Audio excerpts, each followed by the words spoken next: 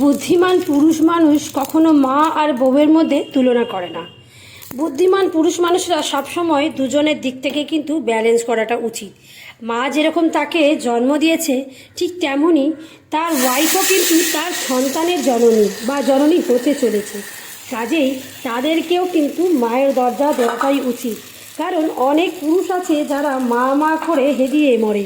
তাদেরকে বলবো, আরে মা তো সারা জীবন থাকবে না, থাকবে যে তাকেও তো একটু মূল্য দিতে হবে, তাই না? কারণ মা যতটুকু জীবনের বিয়ের আগে অবধি মারা যতটুকু পারে তার সন্তানের জন্য, সে ছেলেই হোক বা মেয়েই হোক, করতেই থাকে। কিন্তু তারপরে তার স্ত্রী এসে সংসারের হাল ধরে, আর সেই স্ত্রী ততদিনই থাকে যতদিন তাদের জীবন থাকে। তাহলে বলো তো, কার এখানে তুমি দামটা কম দেবে? মা যেরকম নিজের জীবন দিয়ে সন্তানকে জন্ম দেয়, মানুষ করে, বড় করে, ঠিক তেমনি পরের বাড়ির আরও একটা মেয়ে কিন্তু এসে সেই ছেলেটির মাধ্যমে তার সন্তানের জন্ম দেয়, তারপরে নিজের জীবনের সময়টুকুই তাদেরকে দিয়ে দেয়। সেটা কি কম?